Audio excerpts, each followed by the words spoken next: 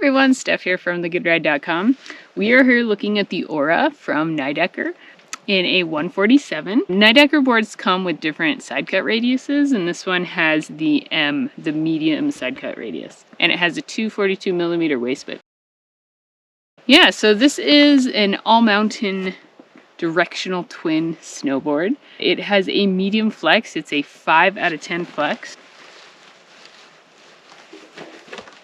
So it's not super stiff. It's also not super floppy and forgiving. I found it to be a very nice medium flex that allowed it to be nimble and feel maneuverable, but not unstable and choppy. So this has a camber between the feet profile with rocker on the nose and the tail. And it's pretty mellow. It's not a super aggressive camber.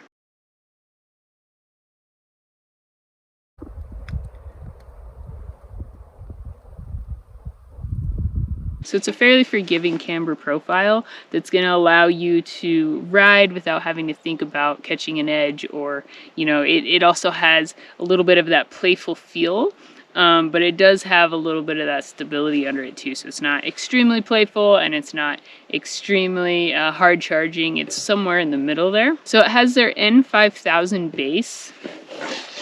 We were riding it in some very spring conditions, and it felt quick in the very slushy, very kind of slow spring snow that we were getting. But let's talk about it. The Ora kind of performed like an all-mountain snowboard would. It's good at a lot of things, but it's not necessarily a specialist at something specific. So it likes to dabble in a variety of different terrains. It likes to dabble in a variety of different riding styles. Overall, for an intermediate rider, I feel like this has basically what you need to get you going, maybe even friendly enough. I'm going to say friendly enough for a beginner rider. It's not a super aggressive board. It is easy to turn, but it's also stable. It has a little bit of that camber, so you get a little bit of that stability and a little bit of that help with edge hold, but it's not extremely punishing when you want to turn or anything like that. On steeps, you know, it felt reliable. It is a softer flexing board, but it's still stable enough in the steep stuff. It's not going to charge really hard down the steeps with a ton of speed, but it's going to be able to cruise down and maneuver at a medium speed, no problem. The edge hold up there was good. I rode it in some icy conditions too, and honestly, I felt like the edge hold was nice there too. There is no side cut disruption on the edge, but it held a nice edge in the West Coast ice. You could definitely get more edge hold if you had more side cut disruption, but if you see average snow conditions, the Ora should have plenty of hold for you. It is quick to turn though, so on the steeps you can make short and medium radius turns. It doesn't really like the larger radius turns though. To me, it didn't feel like it. Unless you get up to the larger side cut radius on a bigger board, then it might like the larger radius turns. But definitely stable enough and technical enough to ride in the steeps, quick enough to turn in bumps or off-piste kind of chundery conditions.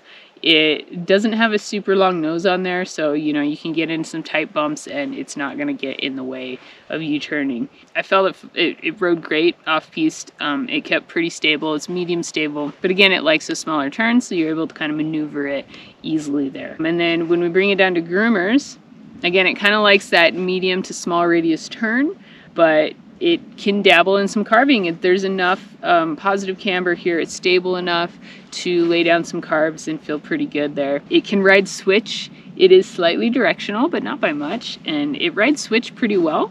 You almost don't feel the difference, maybe just very slightly. And you know, I felt like it had a medium amount of pop. It wasn't a ton of energy coming back from the board when I popped, but you got enough to dabble and hit some like side hits, or you know, get a little bit of extra energy out of the turn when you're carving. In the park, I feel like the Ora is friendly enough to ride in the park. It would be enough to learn on some jumps and friendly enough to hit some boxes for the first time and some rails and stuff. It's not a really aggressive board. It just kind of is like, oh, what do you want to do today? And then you go do it. Probably wouldn't be my first choice in the pipe, but it could definitely dabble in a smaller pipe, a spring pipe. So on snow feeling was quick to turn, easy to turn, and likes those small to medium turns. It can do skidded turns, no problem. That's easy. And carve turns are like, it's a medium carver, not a really hard charging carver, but it can carve a line if you want to. But on snow, when it's flat base, it does have a little bit more of a looser feel. It's not locked in. It's kind of stable as far as like how much the edge locks in, but I feel like it's a little loose. Not as loose as a hybrid rocker board or a board that's like full rocker, but maybe like similar to like a flat camber looseness where, you know, it has a little bit of play, but it will track kind of straight when you're riding flat base. As far as like dampness goes and speed, it likes a good medium speed. It, you know, isn't a super hard charger, but it will hold together. The medium flex, and it has like a dampening top sheet as well. It doesn't get really chattery, you know, unless you're riding really fast. So, you know, it gives you a nice stable ride at medium speed in intermediate terrain. For butters, you know, it can butter pretty well. It has a medium flex, but it has enough rocker on the nose and the tail to allow you to get up and do some nose or some tail presses or some manuals or something down the hill. And then that brings us to powder. You're gonna ride this in powder. It's not a bad board to have for a, you know, if you're going to go out and see like an average storm. Anything under a foot, you'll probably be just fine on this board.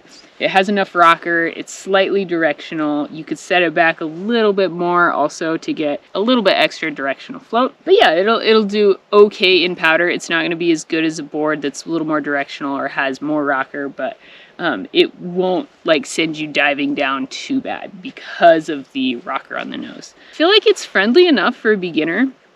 If you know, you're starting to move and you want to like practice your turns a little bit and get better and like bring your riding from a green to a blue terrain, I think the Ora is friendly enough for that and can definitely do that. But I also think it's technical enough for an intermediate rider who just wants a board that can ride all of the terrain at a resort. You know, top to bottom, off piste, on piste, a little bit of park. It's kind of that dabble board. And, you know, it'd be okay as a one board quiver. If you're not seeing super deep days, it's going to be okay for storms. Under a foot, you'll be fine. Yeah, so overall, a good all-mountain board choice for those who want a directional twin. You want that option to ride switch if you're gonna, and you want that option to kind of ride anywhere you want to ride and have a nice consistent feel across the mountain. So that's a look at the Ora from Nidecker.